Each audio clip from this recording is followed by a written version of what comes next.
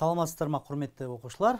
Бүгін сіздермен бірге біз 8-ші сынып айқанат емтиханының бірінші турына дайындық сұрақтарды бірге талқылайтын боламыз. Ендеше, біздің бірінші талқылайтын сұрағымызда не дейді? Суретте А нүктесінен қозғалысын бастап, Б нүктесіне келген жәндіктің траекториясы берілген, оның орын ауыстыруы неге тең дейді. Яғни біздің жағдайда мына жерде сурет берілген. Суретте мына жерде қоңыз істеген Адан Б-ға барған. Сәйкесінше бізде қоңыз екі түрлі бағытта қозғалыс жасаған. Ол біреуі мына жерде сурет бойынша қарастыратын болсақ вертикаль бағытта, екіншісі горизонталь бағытта. Вертикаль бағыттағы оның қозғалысы 12 метрге тең, яғни орын ауыстыруы. Ал горизонталь бағыттағы орын ауыстыруы 16 метрге тең. Бұндай есепті шығару барысында біз не істейміз? Естеріңізде болса, орын ауыстыруды табу үшін біз бастапқы нүктесінен соңғы нүктесіне түп түзу кесетін, яғни қосатын екі ара қашықтықты табуымыз керек. Қарап тұрсаңыздар, мынау құраушысы 16, мынау құраушысы 12, және біз тік бұрышты, үш бұрыштың гипотенузасын табатын сияқты көрініп тұр. Демек, S тең бізде не болады? Яғни орын ауыстыру туралы айтатын болсақ, не болмаса кейбір кітаптарда орын ауыстыруды дельта X деп белгілеп үйренген, сәйкесінше бізде дельта X деп жазады. Дельта X тең не болады? 16-ның квадраты плюс 12-ның квадраты түбір астында. Егер сіздерге калькулятор берілмейтін болса, ол жағдайда қайтсеңіздер болады. Мынау 4 көбейтілген 4, 16, соның квадраты. Ал мынау болса 12, яғни 3 көбейтілген, немесе 4 көбейтілген 3-тің квадраты түбір астында. Біз келесі бетке жазайық оның барлығын. Сонда қараңыздар мына жерде. 4 екеуінде де бар, 4-тің квадратын бөлек жазуға болады. 4-тің квадраты, мына жерде 4-тің квадраты плюс 3-тің квадраты барлығы түбір астында. Сонда 4-тің квадраты бөлек шығып кетеді, 4 түбір астында, 4-тің квадраты плюс 3-тің квадраты. Әрине, біз тест шығарған кезде бүйтіп, жайлап жасауымыз шарт емес. Сіздерге түсінікті болсын деп біз асықпай жасап жатырық. Бұның жартысы ойда жасалады. Сәйкесінше мынау 5 екені белгілі. Өйткені 16 плюс 9, 25, түбір астында 5 шығады. 4 көбейтілген 5, яғни бізде 20 метр деген жауап шығады екен. Артқа келеміз, 20 метр деген жауабымыз Д нұсқасын белгілейміз. Келесі есепке көшейік. Екінші есебімізде төмендегі суретте көрсетілген А және Б денелер бастапқыда бейтарап болған дейді. Мына жерде көрсетілген екі дене бейтарап еді. Одан кейін осы денелерге оң зарядталған денені тигізгеннен кейін А және Б денелерін заряды. Егер тигізетін болсақ, онда мынау А денеге мысалға заряд өтеді. А денеде, Б денеде тиіп тұрғандықтан Б денеге де заряд өтеді. Мына жердегі сымдар егер өткізгіш болса, ондай жағдайда сымдар өткізгіш деп бізге ақпарат берілу керек еді. Бірақ ондай ақпарат жоқ болғандықтан біз мына жердегі сымдардың, не болмаса тіректердің өткізгіш емес екенін ойлаймыз, яғни солай қабылдаймыз. Сонда бізде А денеде, Б денеде зарядталу керек. Екеуі де оң заряд берілген үшін, екеуі де оң зарядталу керек. Сәйкесінше бізде не дейді? Нұсқаларда А дене оң, Б дене теріс дейді, болмайды. А дене теріс болмайды, екі дене де теріс болмайды. Екі дене де оң зарядталады, яғни Д нұсқасы дұрыс болады. Келесі есебімізге көшетін болсақ, үшінші есебімізде не дейді? Физика сабағында мұғалім оқушылардан үйкеліс күшінің пайдалы тұстарына мысал келтіруін сұрады. Төменде әр оқушының берген жауаптары көрсетілген. Қате жауап берген оқушы дейді. Бізде 4 түрлі оқушы жауап береді. Бірінші Айзере, үйкеліс күші тоқтап тұрған дененің қозғалуына көмектеседі дейді. Солай ма, ойланып көрейік. Мысалға сіз тоқтап тұрсыз. Қозғалу үшін не істейсіз? Жерге тіренуіңіз керек. Ал егер жер құрғақ жер емес, мысалға мұз, жып-жылтыр, тайғақ мұз болса не істейсіз? Сіздің қозғалуыңыз қиын болады. Демек, бізге тірену керек, сосын барып қана жүре аламыз. Сәйкесінше Айзеренікі дұрыс. Одан кейін екіншісі. Ахмедияр дейді, үйкеліс күші арқылы қолымызды үйкелеген кезде жылу алуға болады. Ол дұрыс. Өйткені біз қолымызды бір-біріне үйкеген кезде не істейміз? Үйкеліс күші жұмыс жасайды. Білетін болсаңыздар, энергия ешқайда жоқ болып кетпейді. Оны 7-ші сыныпта қарастырдыңыздар. Сәйкесінше ол энергия бізге жылу түрінде қолымызға беріледі. Сәйкесінше үйкеліс күшінің пайдалы тұсы деп бұны да айта аламыз.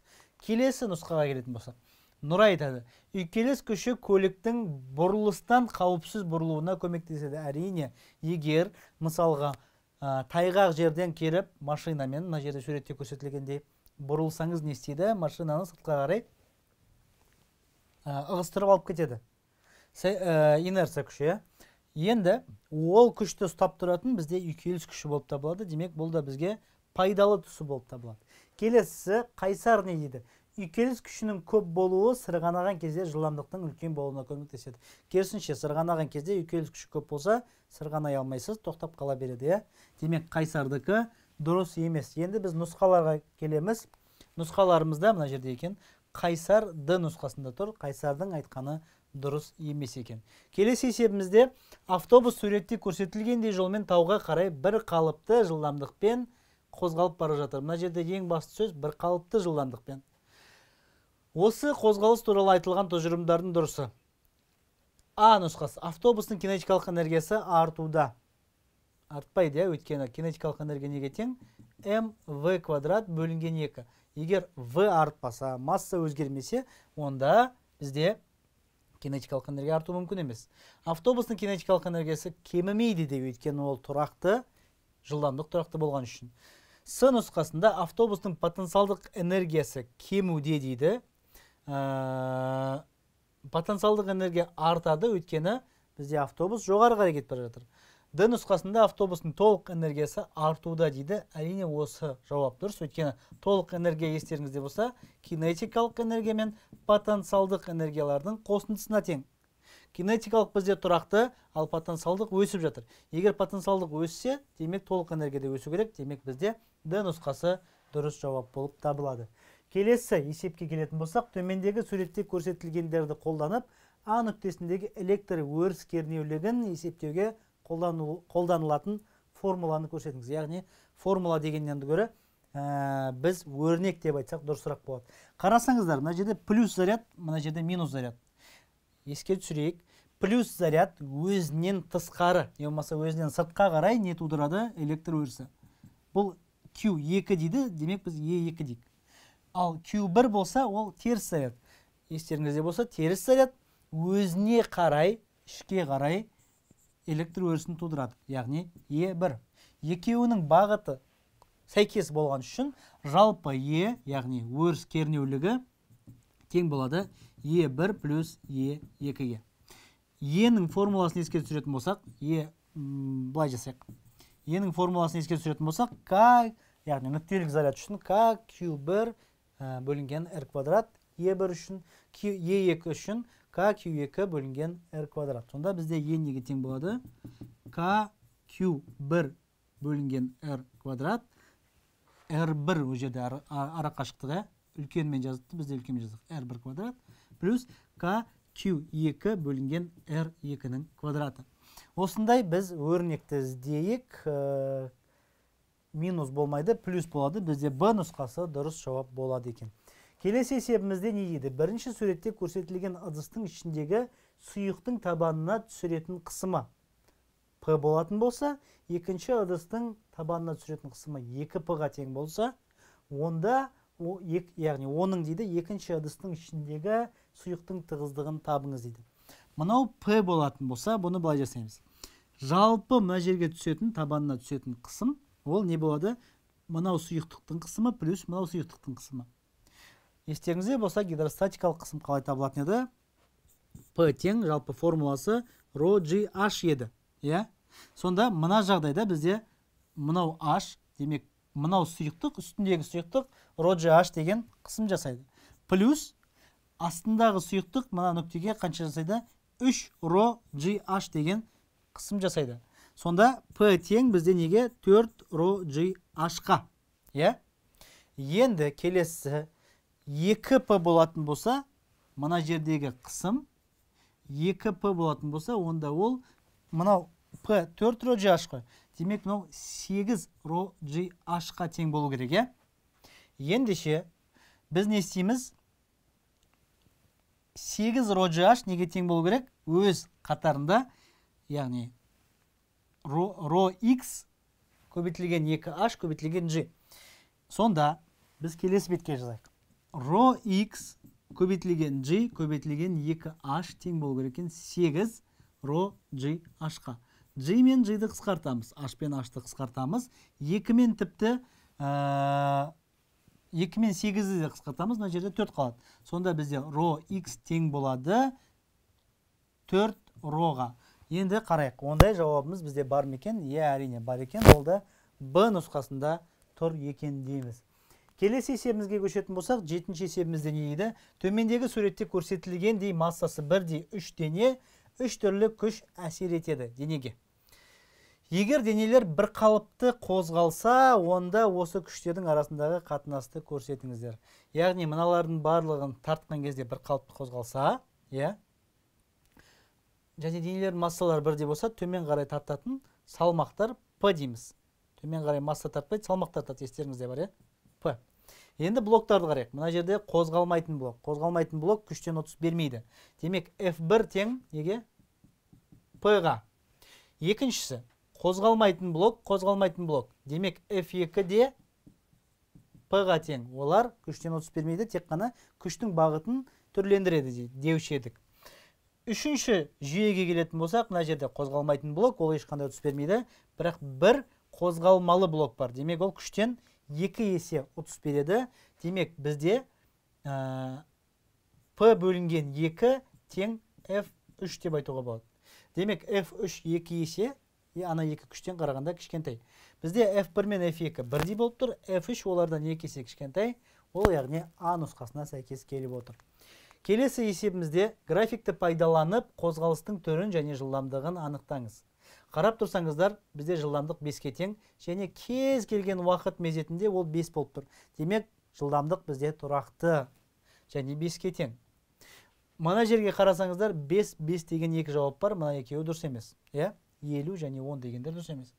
Енді, жылдамдық тұрақты болса, ондай қозғалысты біз қалай атаушы едік? Бір қалыпты жылдамдық.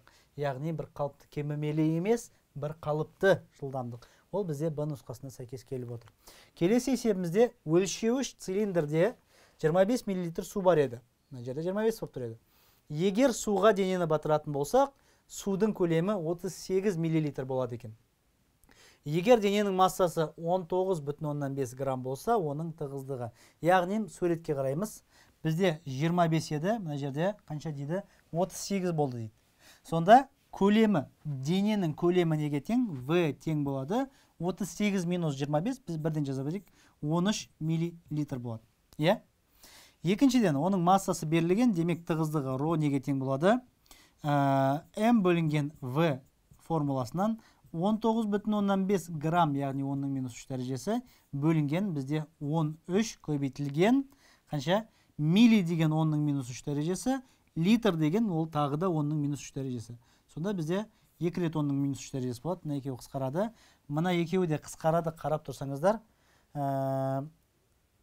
Яғни 19,5 деген 13 плюс 13-тің жартысы 6,5 ғой. 19,5 болады. Демек 1,5 шығады бізде. 1,5 бөлінген 10-ның минус 3 дәрежесі. Мен мына жерде орын жетпегендіктен бірден жазайын. Ол бізде 1500 килограмм бөлінген метр куб деген жауапты береді. Яғни бізде С нұсқасы дұрыс болады екен дейміз. Келесі есепке көшеміз. 10-шы есебімізде не дейді? Көлемдері әр түрлі куб пішінді денелер таразыда тепе-теңдікте тұр дейді. Осы денелер туралы айтылған тұжырымдардың дұрысы. Екеуі тепе-теңдікте тұрса, демек массалары бірдей. Б денесінің массасы А денесінің массасынан үлкен. Дұрыс емес. Денелердің тығыздықтары бірдей. Жоқ, көлемдері әр түрлі, массалары бірдей. Демек тығыздықтары да бірдей емес. Б денесінің тығыздығы А денесінің тығыздығынан үлкен. Қараймыз. Масса бірдей, мынаның көлемі үлкен. Ро тең М бөлінген В. Бөлімі үлкен болса, оның нәтижесі үлкен шығамайды. Демек ол да дұрыс емес. Б денесінің тығыздығы А денесінің тығыздығынан кіші. Әрине, А денесі тығызырақ дене, сондықтан бізде Д нұсқасы дұрыс болады. 11-ші есепке көшетін болсақ, мына жерде не дейді? Велосипедші қозғалысының алғашқы 20 минут уақытында 15 километр, ал келесі 30 минутта 25 километр жол жүрді. Велосипедшінің орташа жылдамдығы. В орташа неге тең болады бізде? S1 плюс S2 бөлінген v1 плюс v1 деймін, кешірім өтінем, v1 емес t1 асығып қойдық, t1 плюс t2. Яғни бізде жалпы орташа жылдамдық деген сөз, ол не деген сөз? Жалпы жүрілген жол бөлінген оған жалпы кеткен уақыт. Бізде екі бөліктен жүргендіктен біз осылай жаздық. S1 плюс S2 бөлінген T1 плюс T2 деп. Ендеше, бірінші 20 минутта 15 километр жол жүрген. 15 біз километрмен қалдыра берейік. Өйткені мына жерде километр сағатпен берілген. 15 километр плюс екіншіде 25 жүрген. Демек 25 бөлінген. Енді мына жерде 20 минут деген сөз, ол бір сағаттың 3-тен 1. Мен сағатқа бірден айналдырып жазсам егер.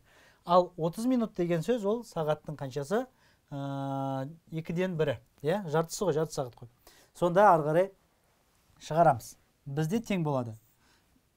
Алымында 40, бөлімінде 1/3 плюс 1/2. Ортақ бөлім береміз, 6 болады. 6-ға 3-ке 2-ден береміз, 2 плюс 2-ке 3-ден береміз, 3. Бұлай айтқанда 5 бөлінген 6. Ендеше, естеріңізде болса, мына жерде 2-ін қысқартуға болады 8, 6 көбейтілген 8, тең болады жауап 48 километр бөлінген сағат. Ондай жауапты іздейміз, 48 километр сағат бізде сын нұсқасында бар екен. Ал енді 12-ші есебімізге келетін болсақ, үйкеліссіз жазықтықта суретте көрсетілгендей қозғалып келе жатқан екі дененің кинетикалық энергиялары тең дейді. Денелердің массаларының қатынасын табыңыздар дейді. Бізде кинетикалық энергиялар тең болса, бұлай жазсақ болады. Кинетикалық екеуі үшінде бірінші дененің массасы не деп аламыз? МК деп аламыз. Не болса М1 деп алсаңыздар да болады.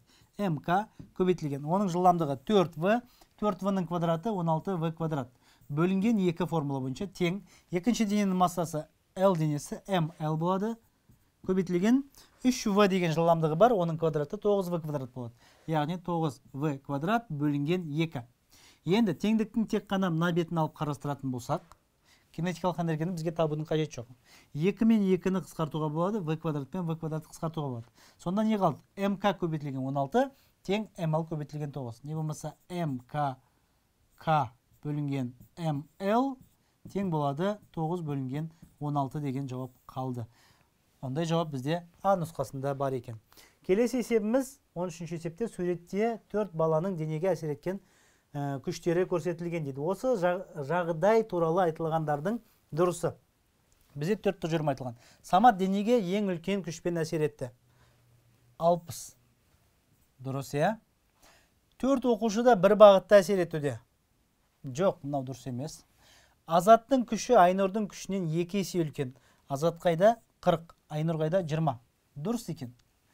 Азаттың күші Аманның күшінен 10 ньютонға көп.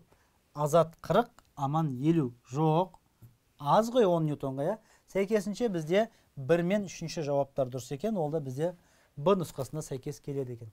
14-ші есепке келетін болсақ, арқан тарту жарысына қатысып жатқан оқушылар К, Л, М, X, Y және Z әріптермен белгіленген. Аттарының орнына әріп қойған яғни. Және олардың күштері суретте көрсетілген. Күштерінің бағыты да мәні де көрсетілген суретте. Арқанға әсер ететін тең әсерлі күштің шамасы неге тең? Яғни қарап тұрсаңыздар, мына үшеуі жабылып 20 плюс 15 плюс 5 40 ньютонмен солға қарай тартып жатыр. Ал мына үшеуі 45 ньютонмен оңға қарай тартып жатыр. 40 мына жаққа, 45 мына жаққа. Сонда оңға қарай 5 ньютон күш, ол қосынды күш болады. Яғни бізде қорытынды күш болады. 15-ші есепке келетін болсақ, не дейді? Массалар 80 кг және 60 кг болатын әке мен анасы ең шетінде отыр деп есептейміз. Рычагтың ұзындығы 4 метр болатын иіндіктің екі ұшында отыр.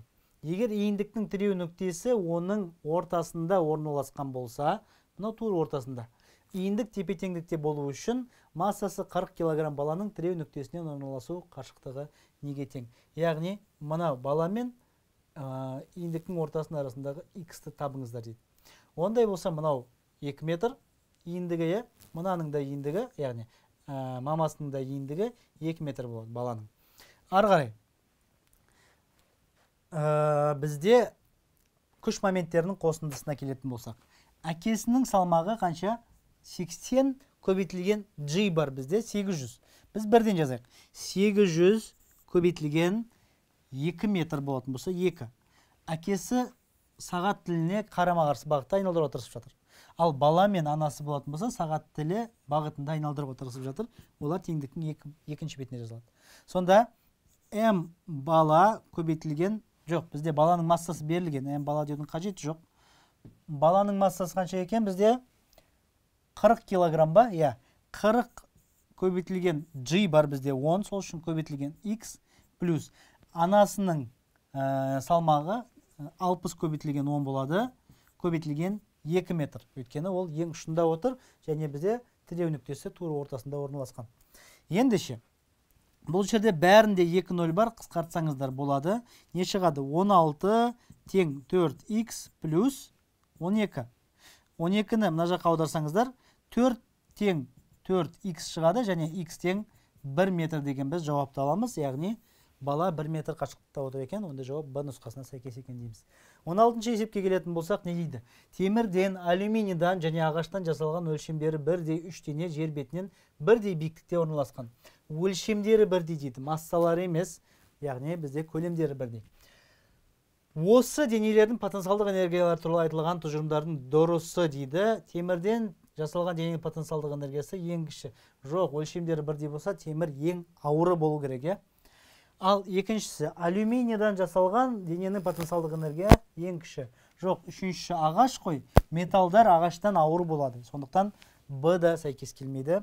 С, ағаштан жасалған дененің потенциалдық энергиясы ең кіші, ол сәйкес келеді. Өйткені бұл жерде ең кіші тығыздыққа иесі ол ағаш. Көлемдері бірдей болатын болса, оның массасы да ең кішкентай. Демек, биіктіктері бірдей болса, потенциалдық энергиясы ең кіші болады. Келесі есепке көшейік.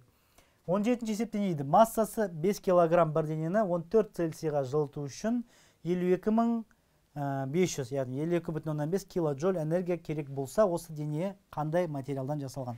Бізде формуламыз бойынша Q тең mc дельта Т екен барлығыңызға белгілі. Осы жерден C тең Q бөлінген m дельта Т, яғни 52.500 бөлінген қанша болады? 5 көбейтілген 14. Бұлай қарап тұрсақ, мына екеуін 5-ке қысқартуға болады бірінші. 5-ке қысқартайық, қанша болады? 105 болады. 105 болады. 105 бөлінген 14 7-ге қысқаратын сияқты. 7-ге қысқартсақ, қысқарады. Мына жерде 15 қалады, мына жерде 2 қалады. 15 бөлінген 2, 7,5, 750 деген бізде жауап шығады екен. 750 джоуль бөлінген килограмм Кельвин. Біз оны жазбай қояйық. 750 деген жауап бізде графитке сәйкес екен. Яғни жауабымыз графит болады екен. 18-ші есеп, ыдыстағы судың биіктігі сызғыштың көмегімен өлшейміз. Биіктігін. Егер есептеу қателігі бір бөлік құнының жартысына тең болатын болса, судың биіктігін табыңыздар. Мына жерде біз көріп тұрғанымыз жобалап 90. Демек, бізде 90 деген жауаптар болу керек. 90, 90, 90, 100 болмайды. Екіншісі, бір бөліктің құны қаншаға тең? Бізде 10-ға тең. Қарап тұрсаңыздар, сызғыш бойынша. Қателік дегеніміз соның жартысына тең. Яғни 10 бөлінген 2, 5-ке тең. Қателікті қалай жазатын едік? Плюс-минус 5 деп. Сонда бізде жауап плюс-минус 5 сантиметр. Ол А нұсқасына сәйкес келеді екен. 19-ші есебімізде не дейді? Төмендегі суретте екі ыдысқа құйылған судың массасы мен температурасы көрсетілген. Яғни мына жерде екі ыдыстағы судың массасы және температуралар келтірілген. Осы екі ыдысты араластыратын болсақ, пайда болған қоспаның температурасы неге тең дейді? Ол жағдайды сіздер 8-ші сыныпта 1-ші тоқсанда қарастырған болатынсыздар. Яғни Q берілген тең Q алынған дейміз. Сонда бізде M1 C1 көбейтілген. Егер орныққан температура тета болатын болса, қайсысы ыстық екенін қараймыз. Бізде мынау беретін, мынау алатын. Демек, тета минус Т1 тең болады М2 С2 көбейтілген Т2 минус тета деген жауап болады. Яғни, жауабымыз теңдік болады деген дұрыс болады. Екеуі де су болған үшін С-лар бірдей бізде қысқартсақ болады, керек жоғының. Ары қарай, М1 дегеніміз 0,5. Тетаны білмейміз, минус 30. М2 дегеніміз бізде 0,2 көбейтілген 40 минус тета. Енді осы жерден 0,5 пен 0,2-ның, яғни 10-ға көбейтіп жіберсек, осындай болады. 5 тета минус 150 тең болады 80 минус 2 тета. 2 тетаны мына жаққа жіберсек, 7 тета тең болады 230 болады, я? 230 бөлсек, 210 деген 30, яғни бізде 30 жағына 20 алып, 33 жобалап 33 деген жауап шығады екен. Бізде жауап, дұрыс жауабымыз Б нұсқасына сәйкес келіп отыр екен. Және 20-ші есепте сыртқы күштер 3000 джоуль жұмыс атқарғанда газдың ішкі энергиясы қаншаға? 5000 джоульға артты дейді. Осы процесс барысында газ не істеді?